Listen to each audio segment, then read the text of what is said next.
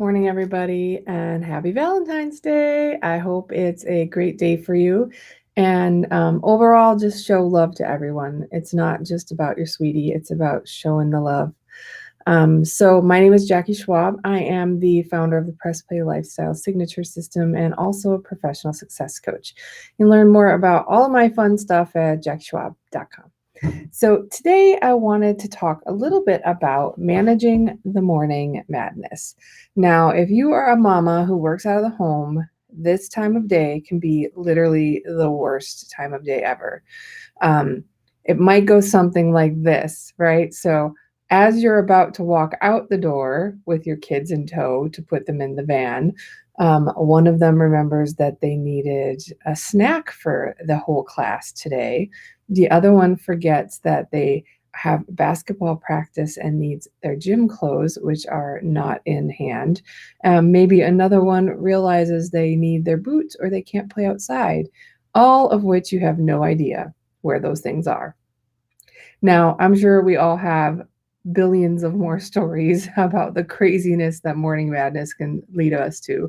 And I have to say, and I I am not always at my best early in the morning.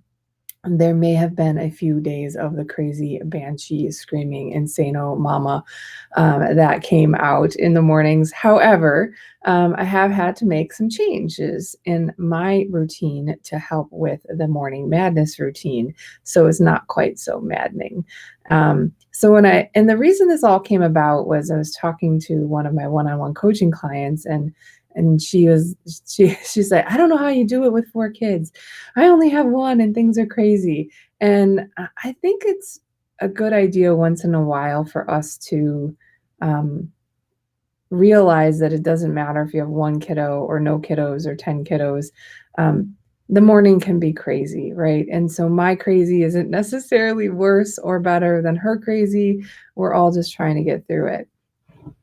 So I think the biggest lesson for me is sometimes my mouth can block my blessings, and I need to know when to keep it zipped. That would be a big one in terms of because yelling at them doesn't actually help very much. Oh, hi there. We have a fan in Cyprus. All right. Happy Valentine's Day. Thank you for joining us today. Um, so your mouth can block your blessings, right? Sometimes it's super important to know when to keep it shut. Screaming at your child like a crazy banshee is not necessarily going to motivate them or influence them to find their basketball shoes any faster and get into the car. So when we're talking about managing the morning, essentially it's trying to find some habits that work for you and then chaining some of those habits together. But that sounds kind of complicated sometimes, and it also feels like a whole lot of work. So I like to start out with just what's one thing you want to stop doing in the morning. Now, maybe that's you want to stop screaming like a crazy banshee. That's a fair one to stop. Maybe it's you want to stop forgetting everyone's homework or stop forgetting people's backpacks or lunches. And if you can identify one thing you want to stop, then you can take one action every day toward making it better. So for us, and for example, somehow no one knows where their shoes are. I don't know how no one knows where their shoes are because they were wearing those shoes the entire day before. But alas, none of the 4 children seem to know where their shoes are. So what we ended up doing was creating just a little cubby, and I have kids from 6, 8, 10, and 14. So we're not talking about just the little ones being goofballs, like even the older ones are goofballs. So we have a cubby system now. And what we do is every night before bed, we check the cubby to make sure that everyone's shoes are in their cubby. So that in the morning, when inevitably they will lose their shoes or do not think they know where they are, guess what? We know where they are. They're in the cubby. Now, it works great with my little 2, actually.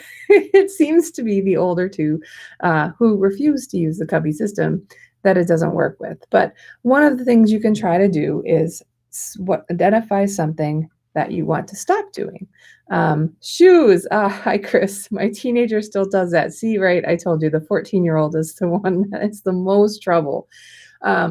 So one option is something you want to stop doing. Another is something you want to start doing.